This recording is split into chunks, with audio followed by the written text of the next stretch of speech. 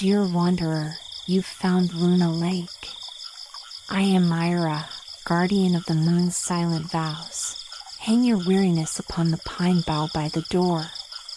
Tonight, our tale will rise from the lake's deepest heart.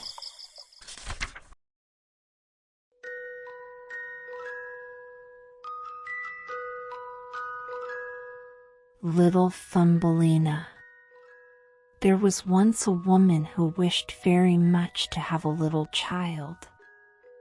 She went to a fairy and said, "I should so very much like to have a little child. Can you tell me where I can find one?" "Oh, that can be easily managed," said the fairy. "Here is a barleycorn.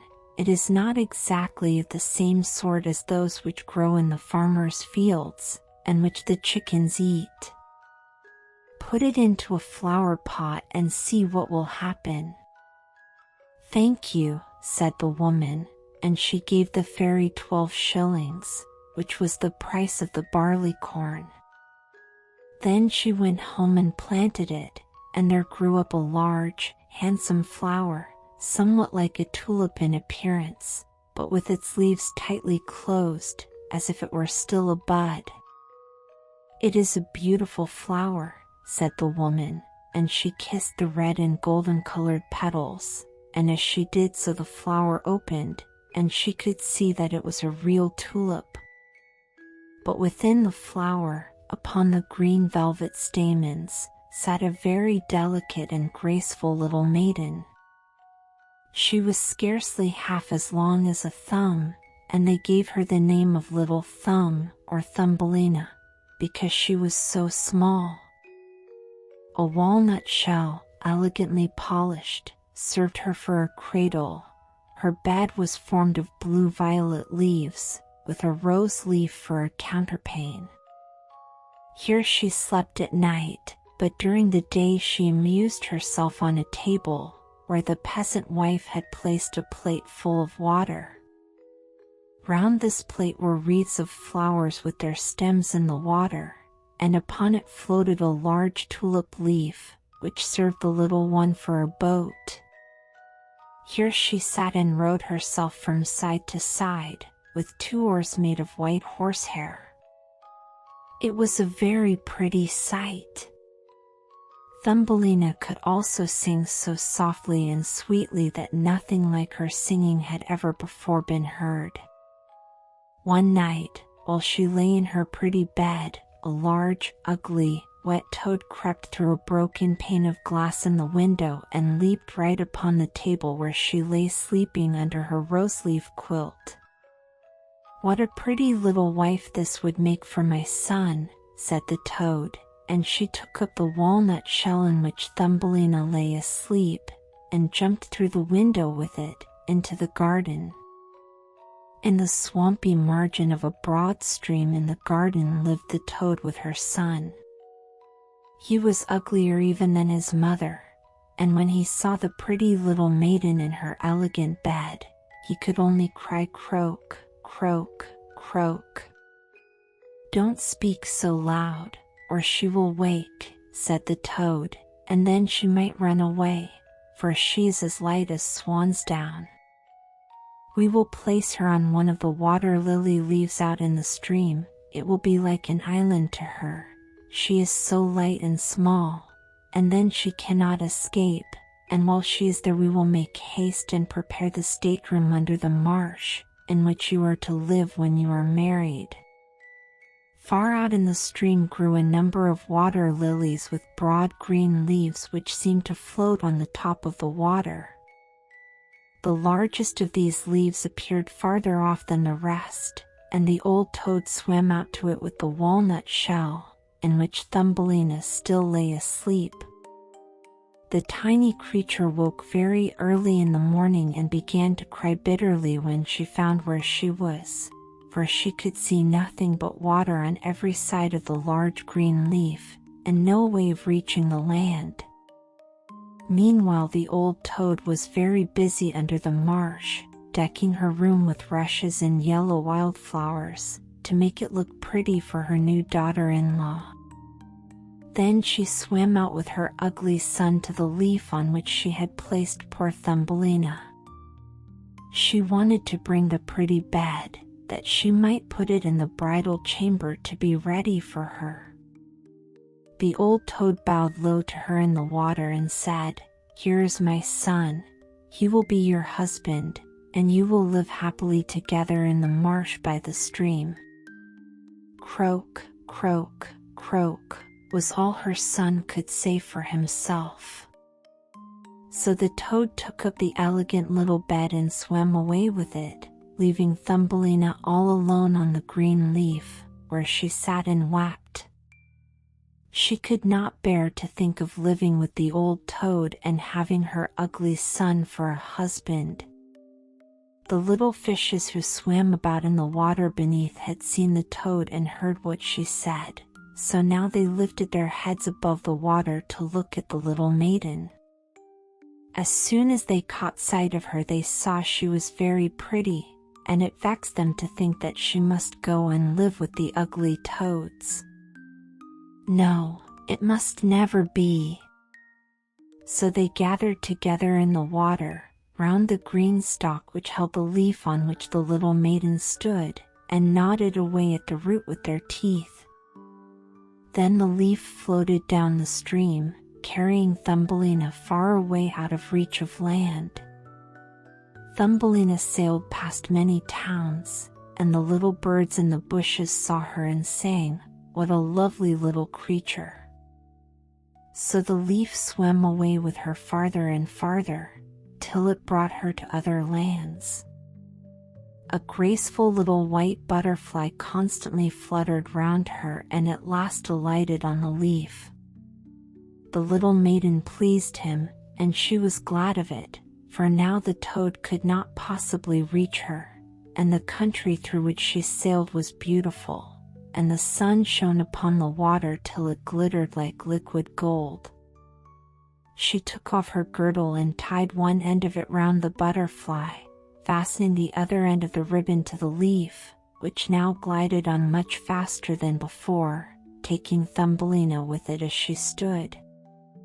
Presently a large cockchafer flew by. The moment he caught sight of her, he seized her round her delicate waist with his claws and flew with her into a tree.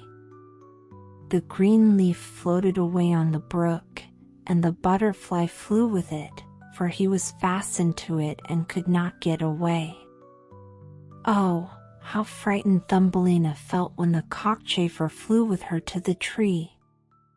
But especially was she sorry for the beautiful white butterfly which she had fastened to the leaf, for if he could not free himself he would die of hunger. But the cockchafer did not trouble himself at all about the matter. He seated himself by her side, on a large green leaf, gave her some honey from the flowers to eat, and told her she was very pretty, though not in the least like a cockchafer. After a time all the cockchafers who lived in the tree came to pay Thumbelina a visit.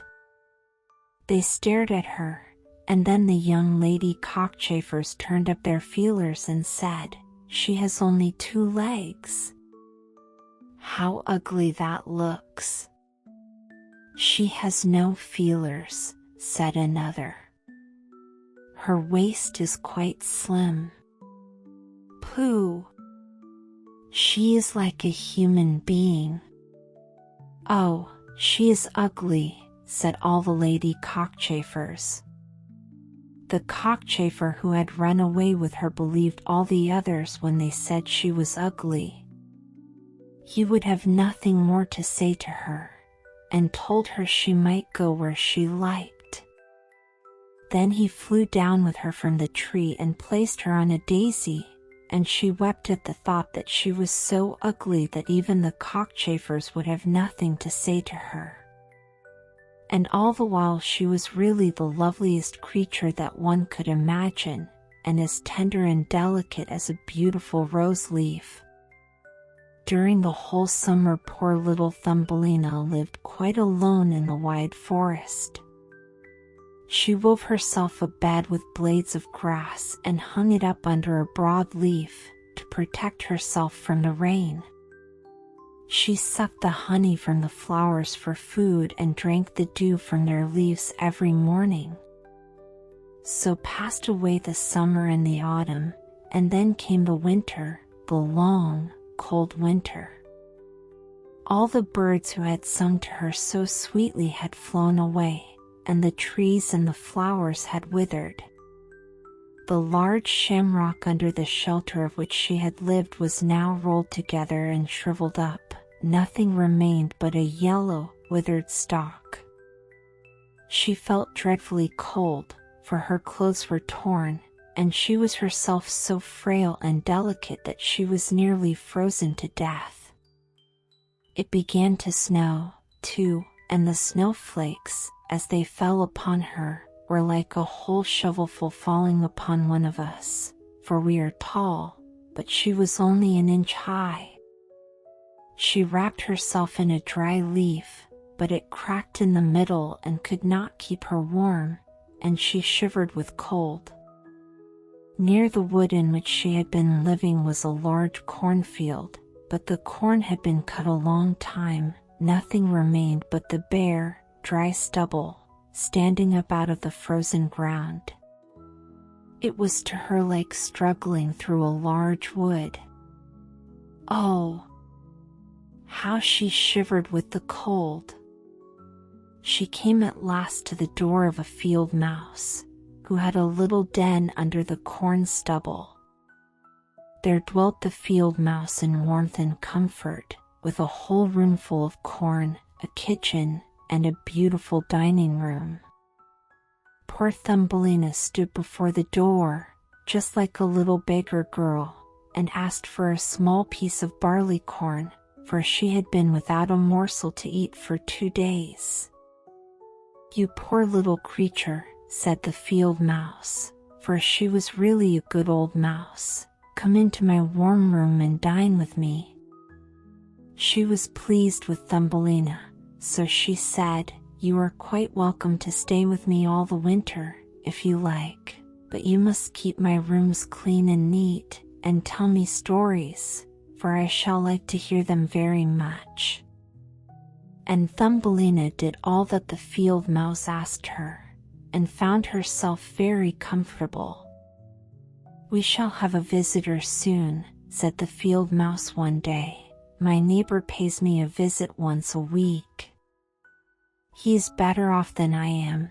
He has large rooms, and wears a beautiful black velvet coat. If you could only have him for a husband, you would be well provided for indeed. But he is blind, so you must tell him some of your prettiest stories." Thumbelina did not feel at all interested about this neighbor, for he was a mole. However, he came and paid his visit, dressed in his black velvet coat. "He is very rich and learned, and his house is 20 times larger than mine," said the field mouse.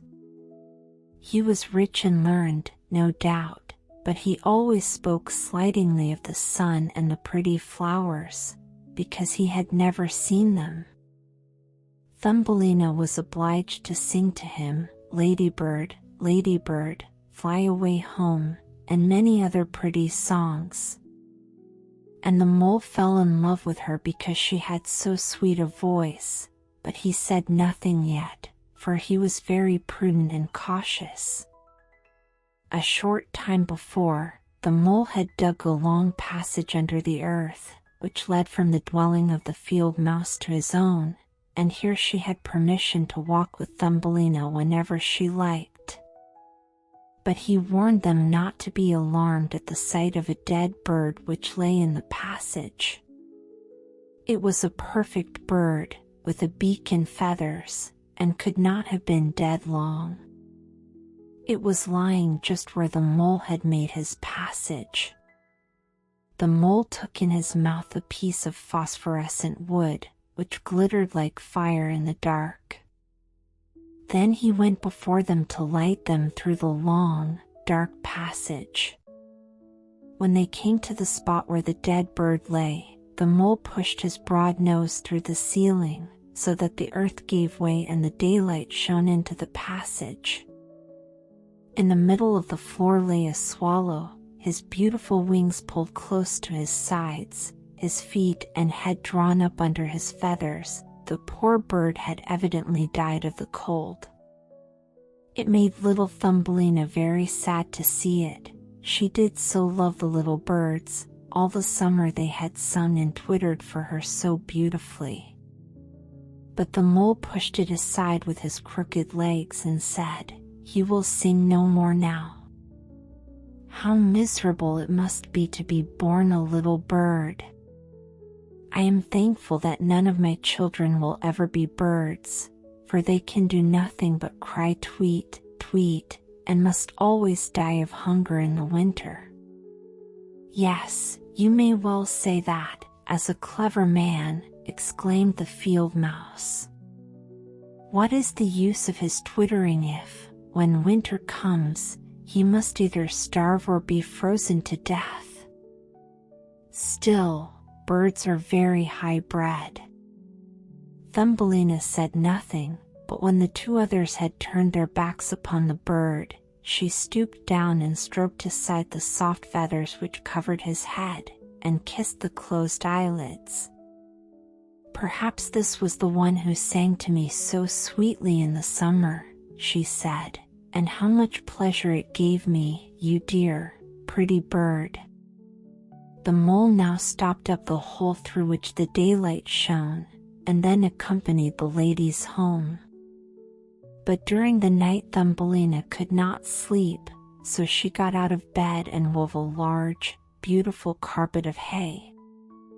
She carried it to the dead bird and spread it over him, with some down from the flowers which she had found in the field mouse's room. It was as soft as wool, and she spread some of it on each side of the bird, so that he might lie warmly in the cold earth. "Farewell, pretty little bird," said she, "farewell. Thank you for your delightful singing during the summer, when all the trees were green and the warm sun shone upon us." Then she laid her head on the bird's breast, but she was alarmed, for it seemed as if something inside the bird went thump, thump. It was the bird's heart. He was not really dead, only benumbed with the cold, and the warmth had restored him to life. In autumn all the swallows fly away into warm countries, but if one happens to linger, the cold seizes it, and it becomes chilled and falls down as if dead. It remains where it fell, and the cold snow covers it. Thumbelina trembled very much. She was quite frightened, for the bird was large, a great deal larger than herself. She was only an inch high. But she took courage, laid the wool more thickly over the poor swallow, and then took a leaf which she had used for her own counterpane and laid it over his head. The next night she again stole out to see him. He was alive, but very weak. He could only open his eyes for a moment to look at Thumbelina, who stood by, holding a piece of decayed wood in her hand, for she had no other lantern. "Thank you, pretty little maiden," said the sick swallow. "I have been so nicely warmed that I shall soon regain my strength and be able to fly about again in the warm sunshine." "Oh," said she, "it is cold out of doors now. It snows and freezes. Stay in your warm bed. I will take care of you." She brought the swallow some water in a flower leaf, and after he had drunk, he told her that he had wounded one of his wings in a thorn bush and could not fly as fast as the others, who were soon far away on their journey to warm countries.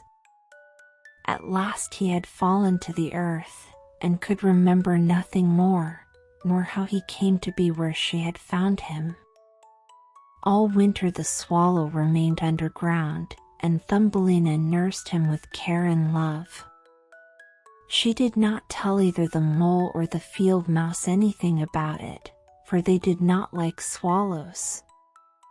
Very soon the springtime came, and the sun warmed the earth.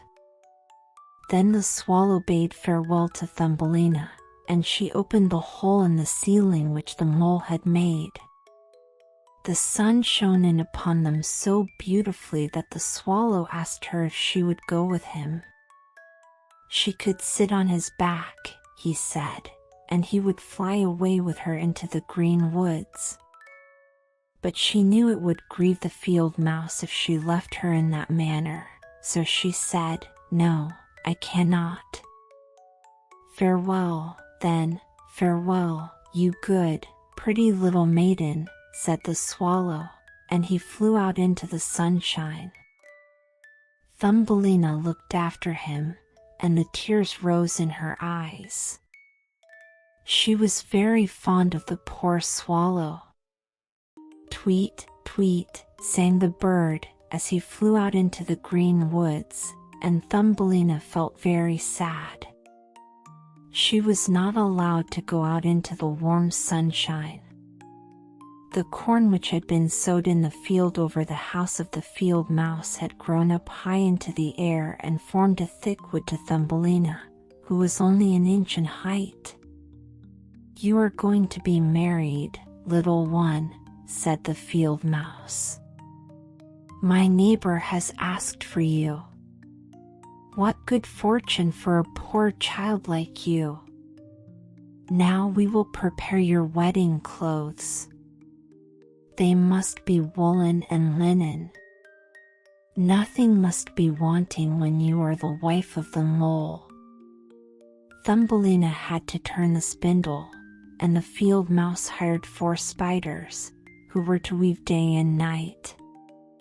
Every evening the mole visited her and was continually speaking of the time when the summer would be over. Then he would keep his wedding day with Thumbelina, but now the heat of the sun was so great that it burned the earth and made it hard, like stone. As soon as the summer was over, the wedding should take place. But Thumbelina was not at all pleased, for she did not like the tiresome mole.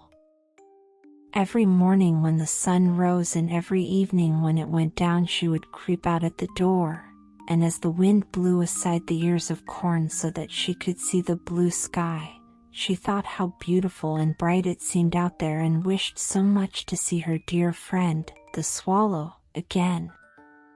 But he never returned, for by this time he had flown far away into the lovely green forest. When autumn arrived, Thumbelina had her outfit quite ready, and the field mouse said to her, "In 4 weeks the wedding must take place." Then she wept and said she would not marry the disagreeable mole. "Nonsense," replied the field mouse. "Now don't be obstinate, or I shall bite you with my white teeth. He is a very handsome mole. The queen herself does not wear more beautiful velvets and furs. His kitchens and cellars are quite full. You ought to be very thankful for such good fortune." So the wedding day was fixed, on which the mole was to take her away to live with him, deep under the earth, and never again to see the warm sun, because he did not like it. The poor child was very unhappy at the thought of saying farewell to the beautiful sun, and as the field mouse had given her permission to stand at the door, she went to look at it once more. "Farewell, bright sun," she cried, stretching out her arm towards it, and then she walked a short distance from the house, for the corn had been cut, and only the dry stubble remained in the fields. "Farewell, farewell," she repeated, twining her arm around a little red flower that grew just by her side. "Greet the little swallow for me, if you should see him again." Tweet, tweet, sounded over her head suddenly. She looked up, and there was the swallow himself flying close by. As soon as he spied Thumbelina, he was delighted.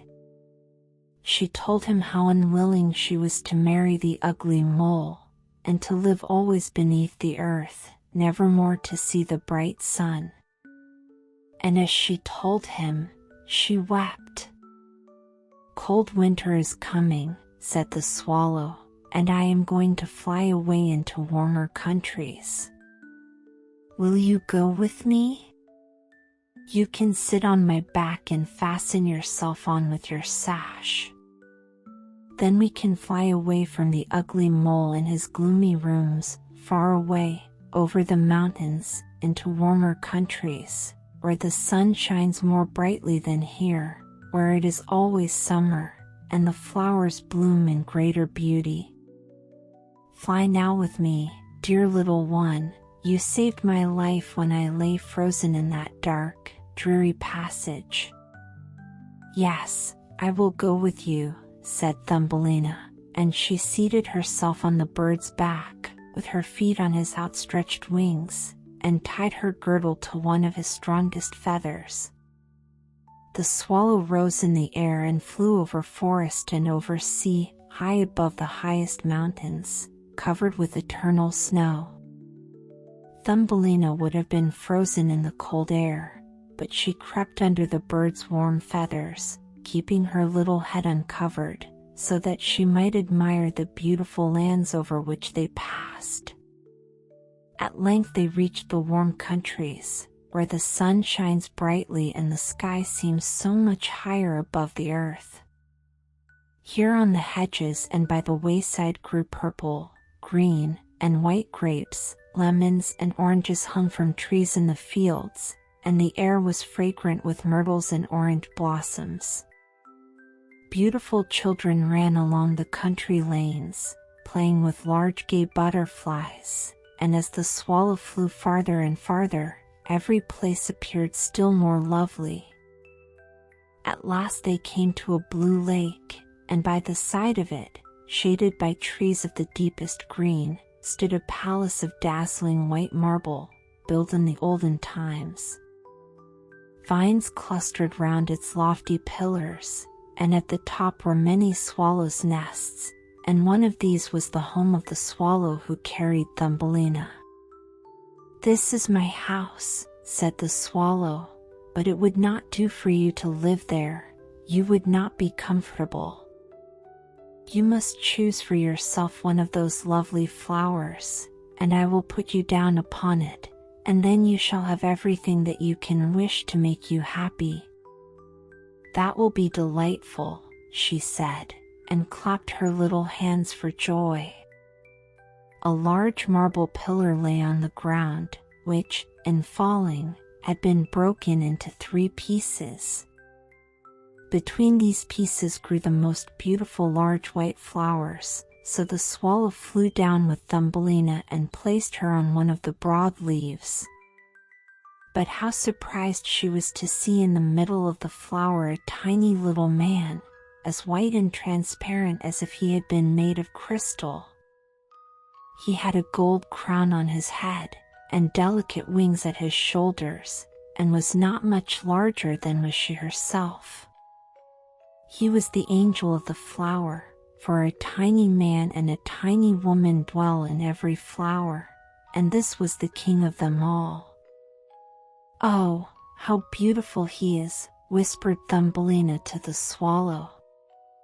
The little prince was at first quite frightened at the bird, who was like a giant compared to such a delicate little creature as himself, but when he saw Thumbelina he was delighted and thought her the prettiest little maiden he had ever seen. He took the gold crown from his head and placed it on hers, and asked her name and if she would be his wife and queen over all the flowers. This certainly was a very different sort of husband from the son of the toad, or the mole with his black velvet and fur, so she said yes to the handsome prince. Then all the flowers opened, and out of each came a little lady or a tiny lord, all so pretty it was quite a pleasure to look at them. Each of them brought Thumbelina a present, but the best gift was a pair of beautiful wings, which had belonged to a large white fly, and they fastened them to Thumbelina's shoulders, so that she might fly from flower to flower. Then there was much rejoicing, and the little swallow, who sat above them in his nest, was asked to sing a wedding song, which he did as well as he could, but in his heart he felt sad, for he was very fond of Thumbelina and would have liked never to part from her again. "You must not be called Thumbelina any more," said the spirit of the flowers to her. "It is an ugly name, and you are so very lovely. We will call you Maya." "Farewell, farewell," said the swallow with a heavy heart, as he left the warm countries, to fly back into Denmark. There he had a nest over the window of a house in which dwelt the writer of fairy tales. The swallow sang tweet, tweet, and from his song came the whole story. The Darning Needle. There was once a darning needle who thought herself so fine that she came at last to believe that she was fit for embroidery. "Mind now that you hold me fast," she said to the fingers that took her up. "Pray don't lose me.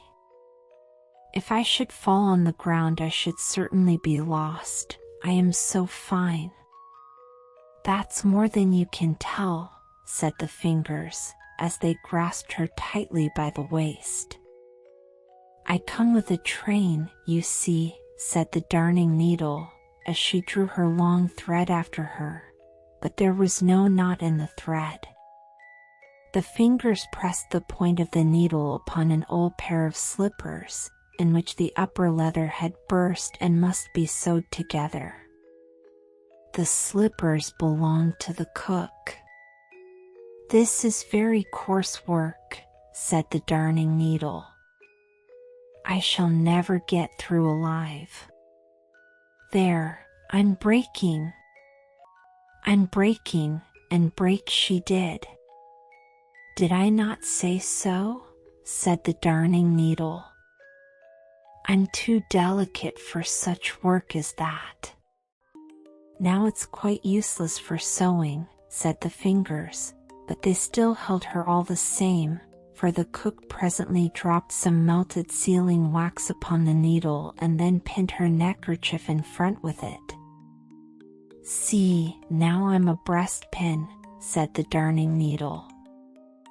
"I well knew that I should come to honor. When one is something, one always comes to something. Merit is sure to rise." And at this she laughed, only inwardly, of course, for one can never see when a darning needle laughs. There she sat now, quite at her ease, and as proud as if she sat in a state carriage and gazed upon all about her.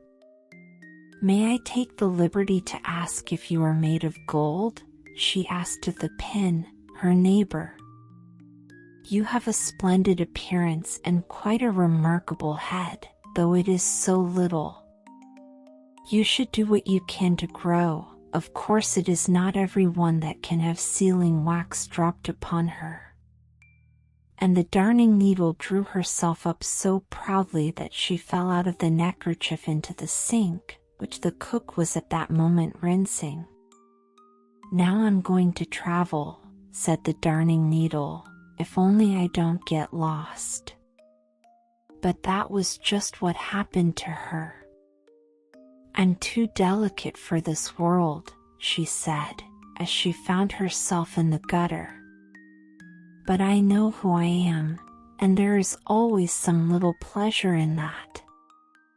It was thus that the darning needle kept up her proud bearing and lost none of her good humor. And now all sorts of things swam over her, chips and straws and scraps of old newspapers. "Only see how they sail along," said the darning needle to herself. "They little know what is under them, though it is I, and I sit firmly here. See, there goes a chip. It thinks of nothing in the world but itself, of nothing in the world but a chip. There floats a straw. See how it turns and twirls about. Do think of something besides yourself, or you may easily run against a stone. There swims a bit of a newspaper. What's written upon it is forgotten long ago, yet how it spreads itself out and gives itself airs. I sit patiently and quietly here. I know what I am, and I shall remain the same always. One day there lay something beside her that glittered splendidly. She thought it must be a diamond, but it was really only a bit of broken glass from a bottle. As it shone so brightly, the darning needle spoke to it, introducing herself as a breastpin. "You are a diamond, I suppose," she said. "Why, yes, something of the sort." So each believed the other to be some rare and costly trinket, and they began to converse together upon the world, saying how very conceited it was. "Yes," said the darning needle, "I have lived in a young lady's box, and the young lady happened to be a cook.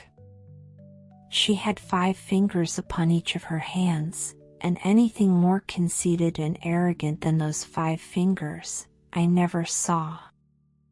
And yet they were only there that they might take me out of the box or put me back again." "Were they of high descent?" asked the bit of bottle. "Did they shine?" "No, indeed," replied the darning needle, "but they were none the less haughty. There were 5 brothers of them, all of the finger family. And they held themselves so proudly side by side, though they were of quite different heights. The outermost, Thumbling he was called, was short and thick-set. He generally stood out of the rank, a little in front of the others. He had only one joint in his back, and could only bow once, but he used to say that if he were cut off from a man, that man would be cut off from military service. Foreman, the second, put himself forward on all occasions, meddled with sweet and sour, pointed to sun and moon, and when the fingers wrote, it was he who pressed the pen. Middleman, the third of the brothers, could look over the others' heads, and gave himself airs for that. Ringman, the fourth, went about with a gold belt about his waist, and little Playman, whom they called Peter Spielman, did nothing at all and was proud of that, I suppose. There was nothing to be heard but boasting, and that is why I took myself away. And now we sit here together and shine, said the bit of bottle. At that very moment some water came rushing along the gutter, so that it overflowed and carried the glass diamond along with it. So he is off, said the darning needle, and I still remain. I am left here because I am too slender and genteel. But that's my pride, and pride is honorable. And proudly she sat, thinking many thoughts. I could almost believe I had been born of a sunbeam, I'm so fine. It seems as if the sunbeams were always trying to seek me under the water. Alas, I'm so delicate that even my own mother cannot find me. If I had my old eye still, which broke off, I think I should cry, but no, I would not, it's not genteel to weep. One day a couple of street boys were paddling about in the gutter, hunting for old nails, pennies, and such like. It was dirty work, but they seemed to find great pleasure in it. "Hello," cried one of them, as he pricked himself with the darning needle. "Here's a fellow for you." "I'm not a fellow. I'm a young lady," said the darning needle, but no one heard it. The sealing wax had worn off, and she had become quite black, but black makes one look slender, and is always becoming. She thought herself finer even than before. "There goes an eggshell sailing along," said the boys, and they stuck the darning needle into the shell. "A lady in black, and within white walls," said the darning needle.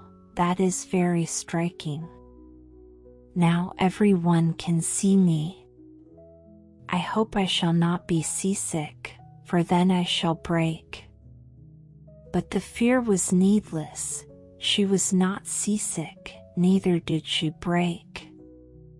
Nothing is so good to prevent seasickness as to have a steel stomach and to bear in mind that one is something a little more than an ordinary person.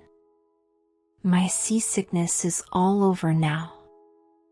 The more genteel and honorable one is, the more one can endure.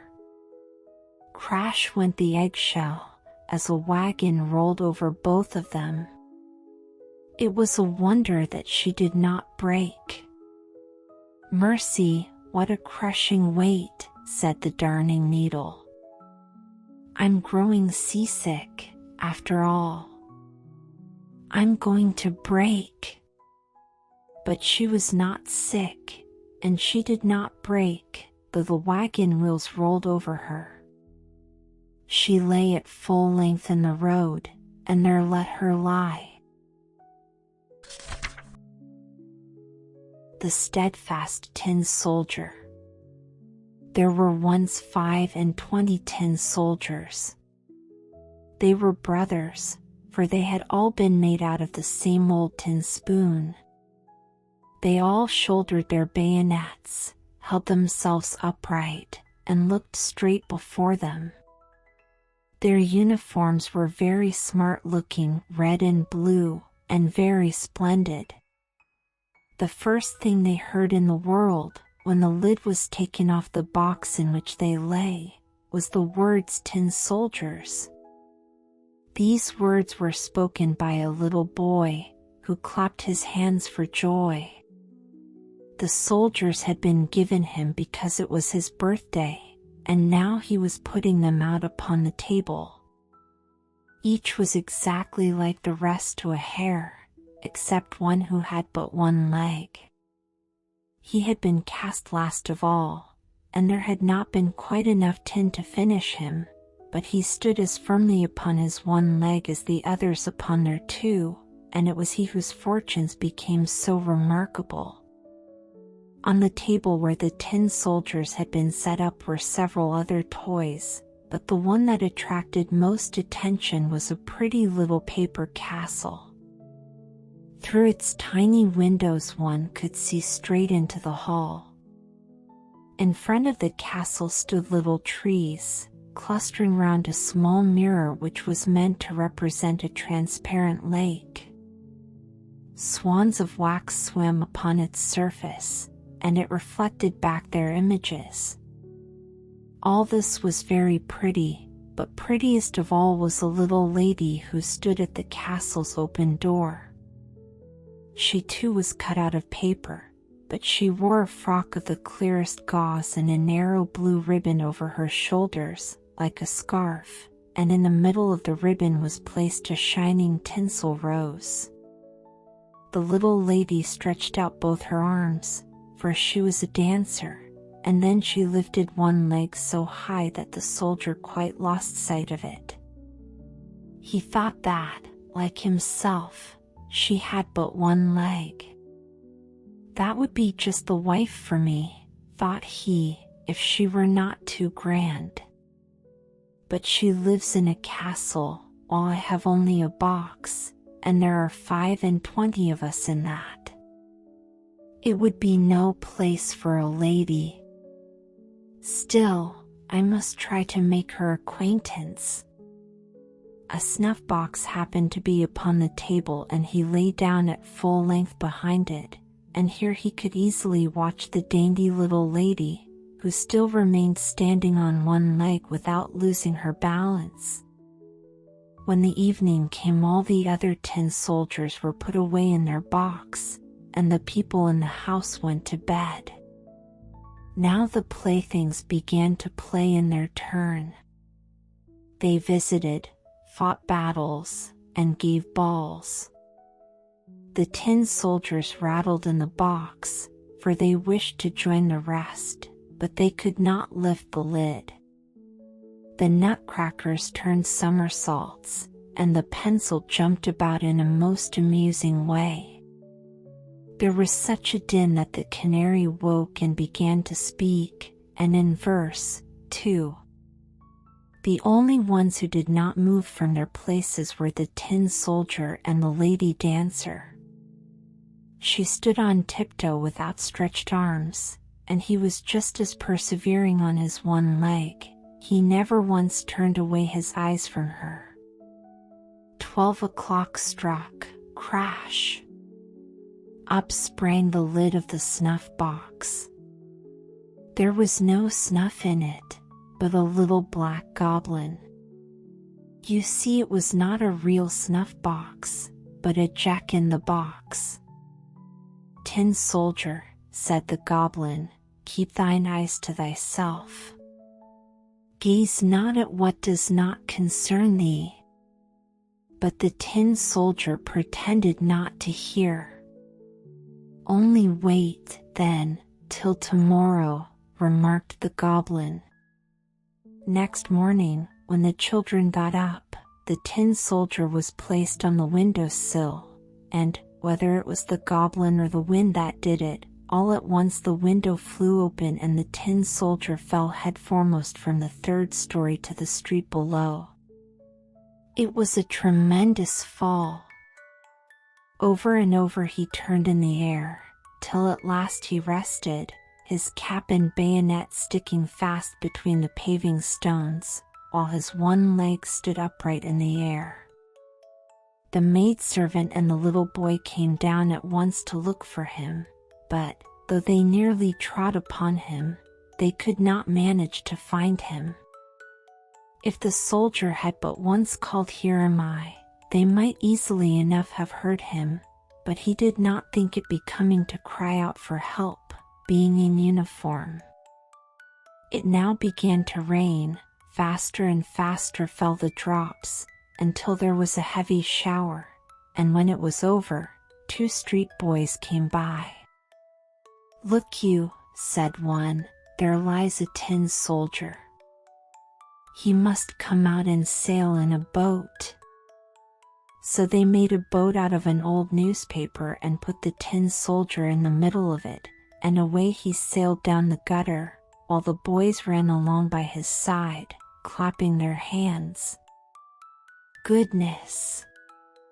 How the waves rocked that paper boat, and how fast the stream ran!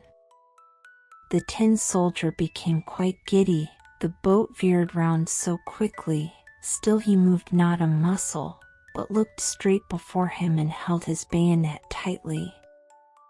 All at once the boat passed into a drain, and it became as dark as his own old home in the box.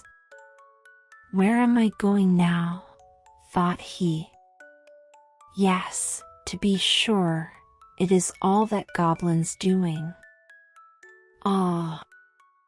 If the little lady were but sailing with me in the boat, I would not care if it were twice as dark."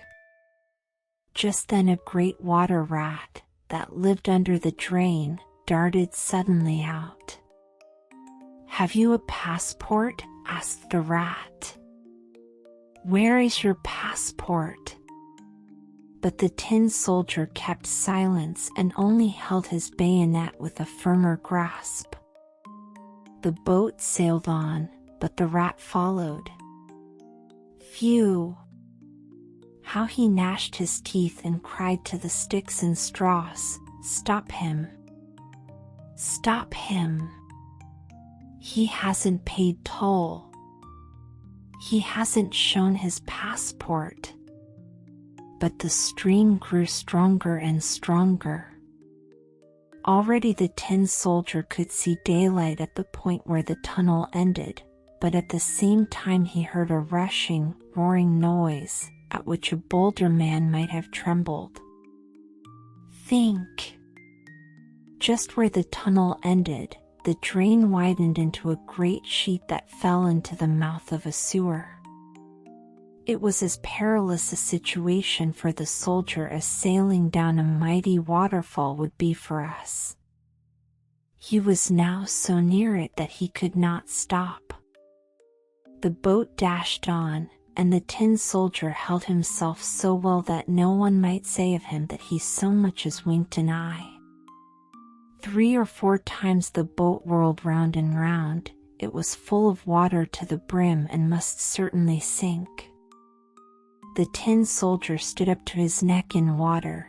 Deeper and deeper sank the boat, softer and softer grew the paper, and now the water closed over the soldier's head. He thought of the pretty little dancer whom he should never see again, and in his ears rang the words of the song, "Wild adventure, mortal danger. Be thy portion, valiant stranger." The paper boat parted in the middle, and the soldier was about to sink, when he was swallowed by a great fish. Oh, how dark it was! Darker even than in the drain, and so narrow, but the tin soldier retained his courage. There he lay at full length, shouldering his bayonet as before. To and fro swam the fish, turning and twisting and making the strangest movements, till at last he became perfectly still.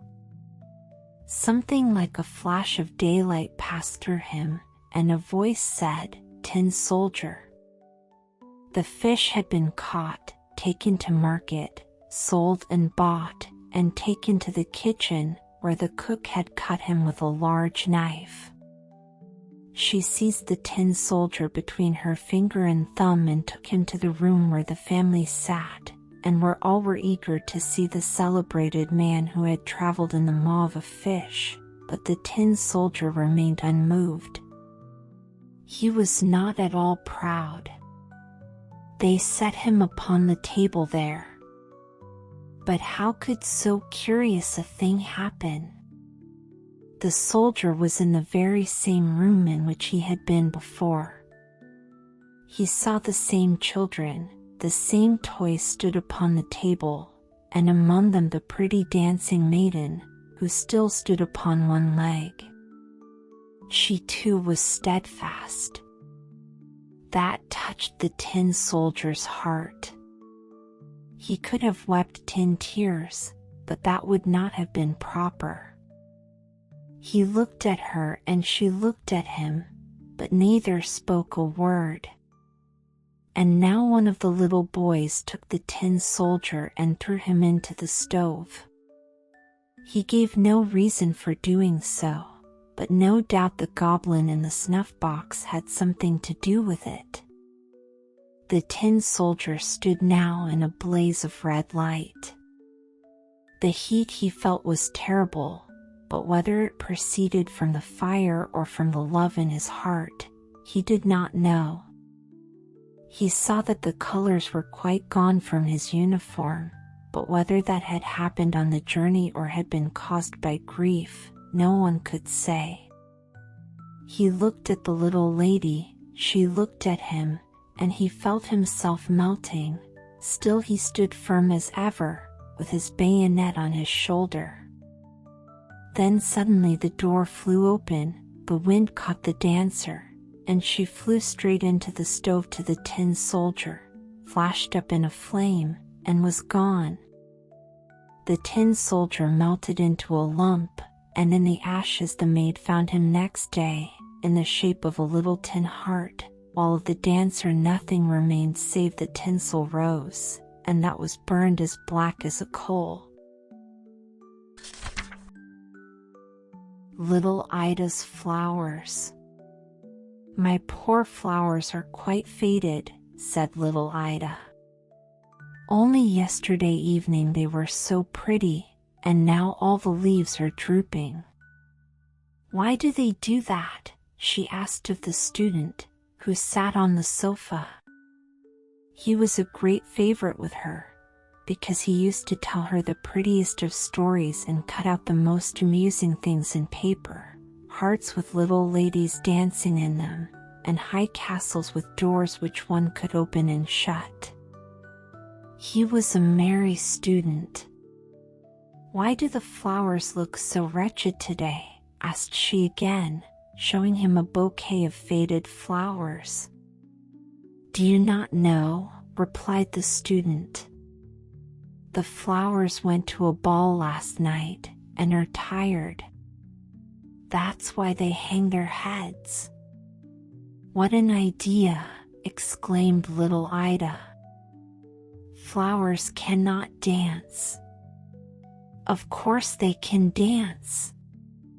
When it is dark, and we are all gone to bed, they jump about as merrily as possible. They have a ball almost every night." "And can their children go to the ball?" asked Ida.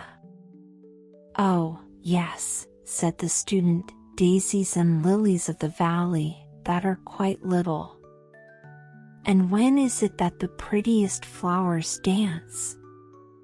"Have you not been to the large garden outside the town gate, in front of the castle where the king lives in summer, the garden that is so full of lovely flowers? You surely remember the swans which come swimming up when you give them crumbs of bread. Believe me, they have capital balls there." "I was out there only yesterday with my mother," said Ida, "but there were no leaves on the trees, and I did not see a single flower." "What has become of them?" "There were so many in the summer." "They are inside the palace now," replied the student. "As soon as the king and all his court go back to the town, the flowers hasten out of the garden and into the palace, where they have famous times." "Oh, if you could but see them!" The two most beautiful roses seat themselves on the throne and act king and queen. All the tall red coxcombs stand before them on either side and bow. They are the chamberlains. Then all the pretty flowers come, and there is a great ball. The blue violets represent the naval cadets. They dance with hyacinths and crocuses, who take the part of young ladies. The tulips and the tall tiger lilies are old ladies, dowagers, who see to it that the dancing is well done and that all things go on properly. "But," asked little Ida, "is there no one there to harm the flowers for daring to dance in the king's castle?"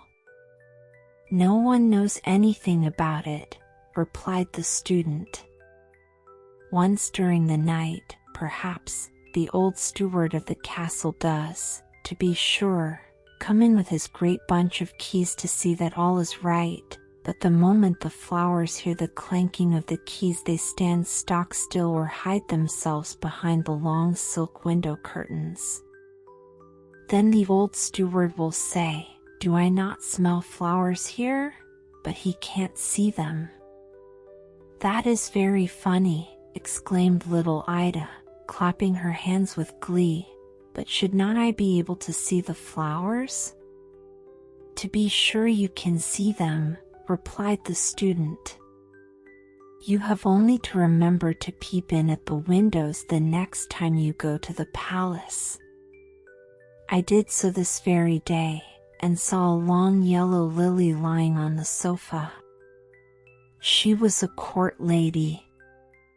"Do the flowers in the botanical garden go to the ball? Can they go all that long distance?" "Certainly," said the student, "for the flowers can fly if they please. Have you not seen the beautiful red and yellow butterflies that look so much like flowers? They are in fact nothing else. They have flown off their stalks high into the air and flapped their little petals just as if they were wings, and thus they came to fly about. As a reward for always behaving well, they have leave to fly about in the daytime, too, instead of sitting quietly on their stalks at home, till at last the flower petals have become real wings that you have seen yourself. It may be, though, that the flowers in the botanical garden have never been in the king's castle. They may not have heard what frolics take place there every night.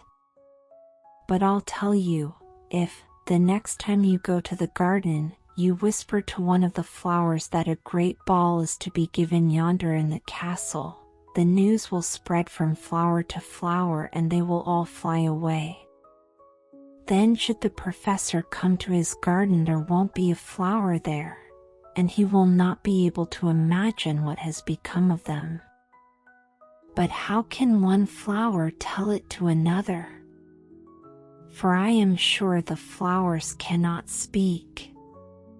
No, you are right there, returned the student. They cannot speak, but they can make signs. Have you ever noticed that when the wind blows a little, the flowers nod to each other and move all their green leaves? They can make each other understand in this way just as well as we do by talking. And does the professor understand their pantomime? Asked Ida. Oh, certainly, at least part of it. He came into his garden one morning and saw that a great stinging nettle was making signs with its leaves to a beautiful red carnation. It was saying, "You are so beautiful, and I love you with all my heart." But the professor doesn't like that sort of thing, and he rapped the nettle on her leaves, which are her fingers, but she stung him, and since then he has never dared to touch a nettle. Ha! Ha! Laughed little Ida, that is very funny. How can one put such stuff into a child's head? Said a tiresome counselor, who had come to pay a visit. He did not like the student and always used to scold when he saw him cutting out the droll pasteboard figures, such as a man hanging on a gibbet and holding a heart in his hand to show that he was a stealer of hearts, or an old witch riding on a broomstick and carrying her husband on the end of her nose. The counselor could not bear such jokes, and he would always say, as now, "How can anyone put such notions into a child's head? They are only foolish fancies." But to little Ida all that the student had told her was very entertaining, and she kept thinking it over. She was sure now that her pretty yesterday's flowers hung their heads because they were tired, and that they were tired because they had been to the ball. So she took them to the table where stood her toys. Her doll lay sleeping, but Ida said to her, "You must get up, and be content to sleep tonight in the table drawer, for the poor flowers are ill and must have your bed to sleep in, then perhaps they will be well again by tomorrow." And she at once took the doll out, though the doll looked vexed at giving up her cradle to the flowers. Ida laid the flowers in the doll's bed and drew the coverlet quite over them, telling them to lie still while she made some tea for them to drink, in order that they might be well next day. And she drew the curtains about the bed, that the sun might not shine into their eyes. All the evening she thought of nothing but what the student had told her, and when she went to bed herself, she ran to the window where her mother's tulips and hyacinths stood. She whispered to them, "I know very well that you are going to a ball tonight." The flowers pretended not to understand and did not stir so much as a leaf, but that did not prevent Ida from knowing what she knew. When she was in bed, she lay for a long time thinking how delightful it must be to see the flower dance in the king's castle, and said to herself, "I wonder if my flowers have really been there." Then she fell asleep. In the night she woke. She had been dreaming of the student and the flowers and the counselor, who told her they were making game of her. All was still in the room, the night lamp was burning on the table, and her father and mother were both asleep. "I wonder if my flowers are still lying in Sophie's bed," she thought to herself. "How I should like to know." She raised herself a little and looked towards the door, which stood half open. Within lay the flowers and all her playthings. She listened, and it seemed to her that she heard someone playing upon the piano, but quite softly, and more sweetly than she had ever heard before. "Now all the flowers are certainly dancing," thought she. "Oh, how I should like to see them," but she dared not get up for fear of waking her father and mother. If they would only come in here. But the flowers did not come, and the music went on so prettily that she could restrain herself no longer, and she crept out of her little bed, stole softly to the door, and peeped into the room. Oh, what a pretty sight it was! There was no night lamp in the room, still it was quite bright. The moon shone through the window down upon the floor, and it was almost like daylight. The hyacinths and tulips stood there in 2 rows. Not one was left on the window, where stood the empty flower pots. On the floor all the flowers danced gracefully, making all the turns, and holding each other by their long green leaves as they twirled around. At the piano sat a large yellow lily, which little Ida remembered to have seen in the summer, for she recollected that the student had said, "How like she is to Miss Laura," and how everyone had laughed at the remark.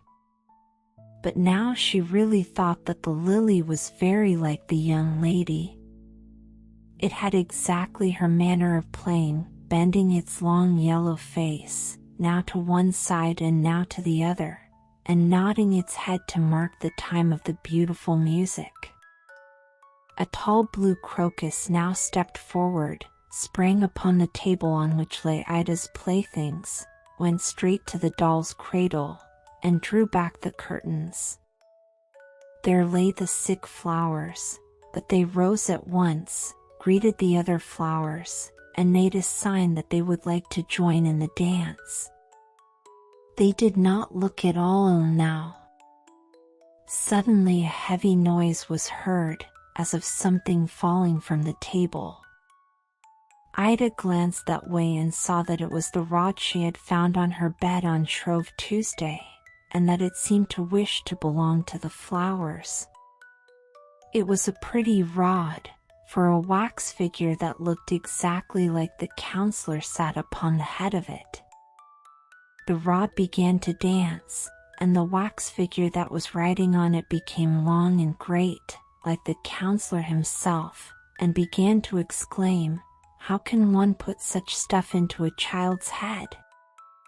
It was very funny to see, and little Ida could not help laughing, for the rod kept on dancing, and the counselor had to dance too. There was no help for it, whether he remained tall and big or became a little wax figure again.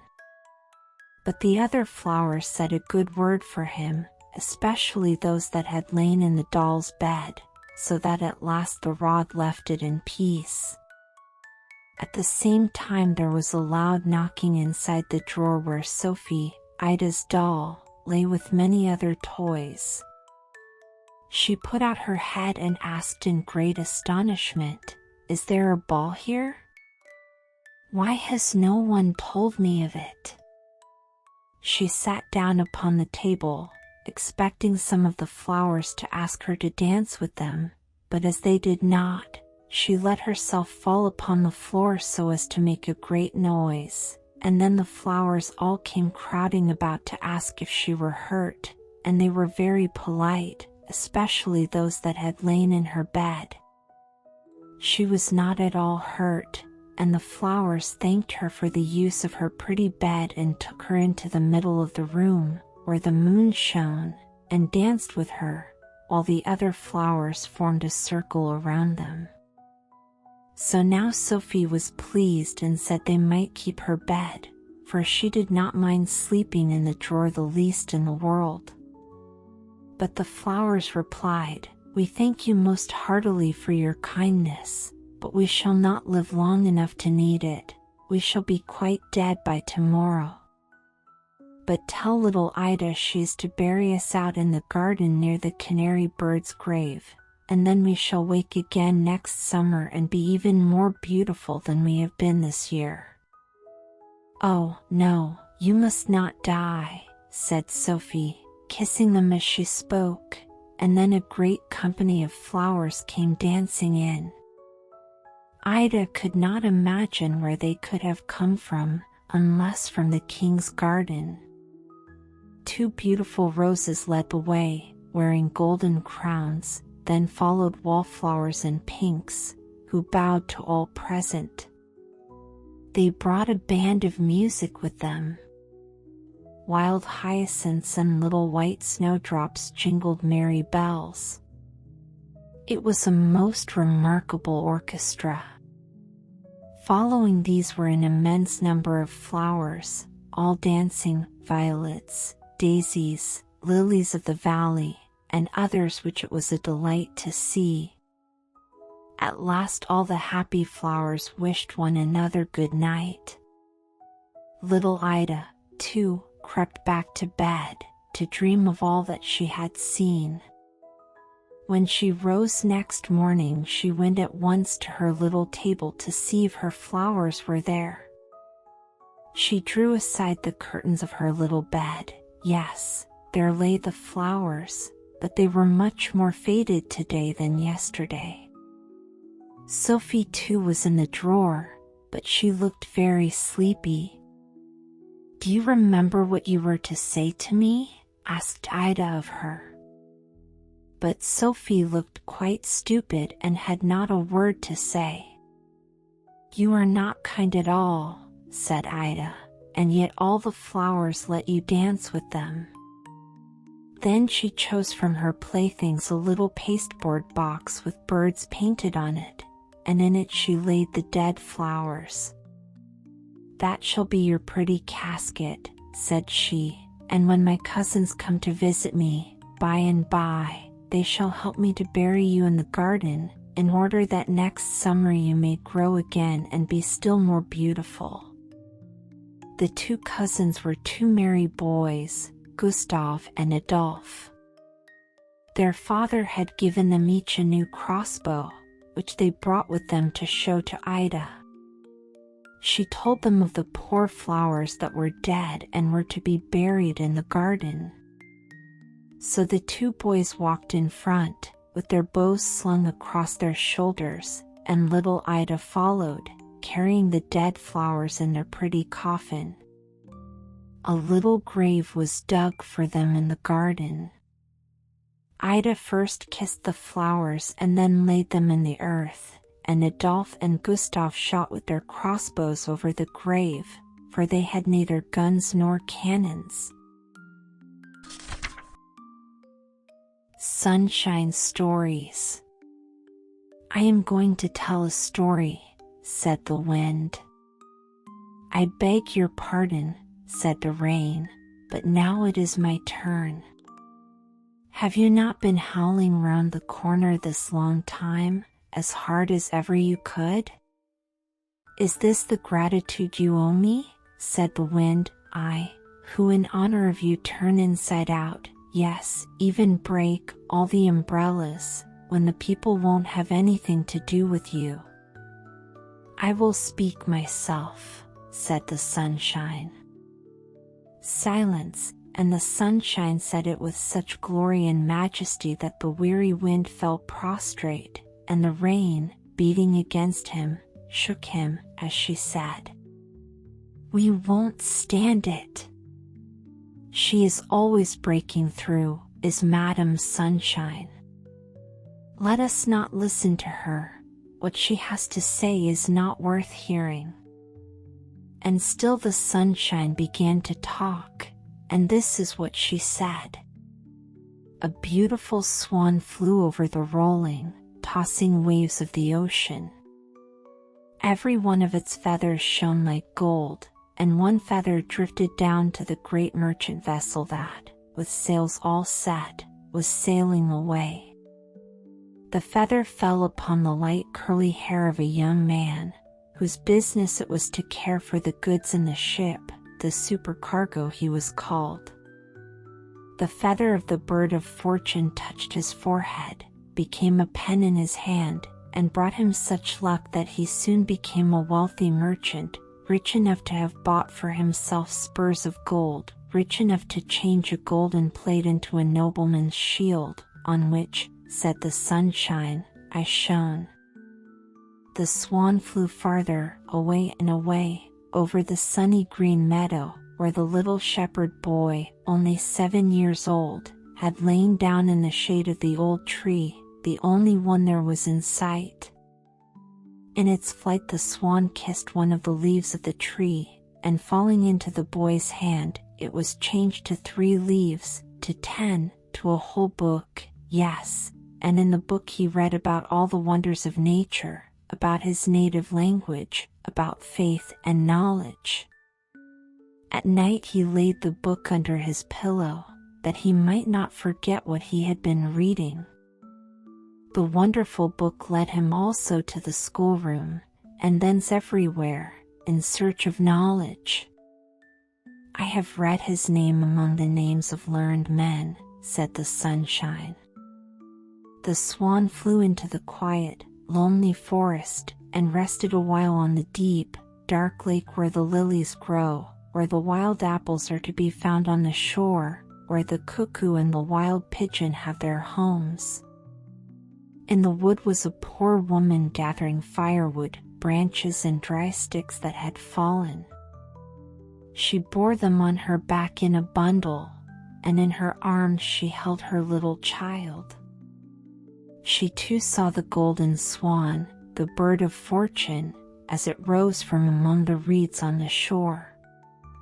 What was it that glittered so? A golden egg that was still quite warm. She laid it in her bosom, and the warmth remained. Surely there was life in the egg. She heard the gentle pecking inside the shell, but she thought it was her own heart that was beating. At home in her poor cottage she took out the egg. Tick, tick, it said, as if it had been a gold watch, but it was not. It was an egg, a real, living egg.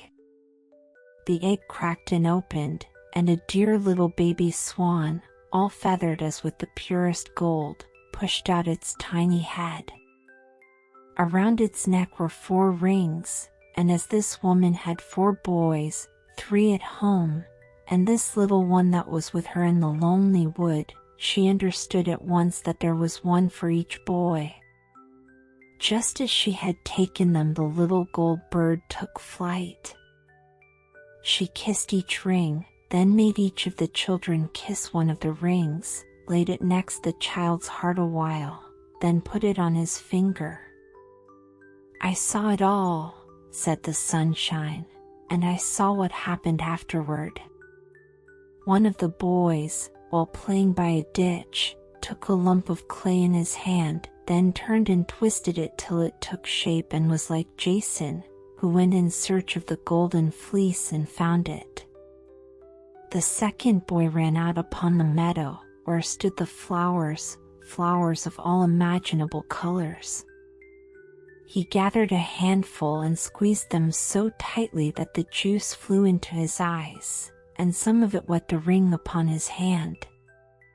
It bled and crawled in his brain and in his hands, and after many a day and many a year, people in the great city talked of the famous painter that he was. The third child held a ring in his teeth, and so tightly that it gave forth sound, the echo of a song in the depth of his heart. Then thoughts and feelings rose in beautiful sounds, rose like singing swans, plunged, too, like swans, into the deep, deep sea. He became a great musical composer, a master, of whom every country has the right to say, "He was mine, for he was the world's." And the fourth little one, yes, he was the ugly duck of the family. They said he had the pip and must eat pepper and butter like a sick chicken, and that was what was given him. But of me he got a warm, sunny kiss, said the sunshine. He had 10 kisses for one. He was a poet and was first kissed, then buffeted all his life through. But he held what no one could take from him, the ring of fortune from Dame Fortune's golden swan. His thoughts took wing and flew up and away like singing butterflies, emblems of an immortal life. That was a dreadfully long story, said the wind. And so stupid and tiresome, said the rain. Blow upon me, please, that I may revive a little. And while the wind blew, the sunshine said, the swan of fortune flew over the lovely bay where the fishermen had set their nets. The very poorest one among them was wishing to marry, and marry he did. To him the swan brought a piece of amber. Amber draws things toward itself, and this piece drew hearts to the house where the fisherman lived with his bride. Amber is the most wonderful of incense, and there came a soft perfume, as from a holy place, a sweet breath from beautiful nature, that God has made. And the fisherman and his wife were happy and grateful in their peaceful home, content even in their poverty. And so their life became a real sunshine story. I think we had better stop now, said the wind. I am dreadfully bored. The sunshine has talked long enough. I think so, too, said the rain. And what do we others who have heard the story say? We say, now the story's done.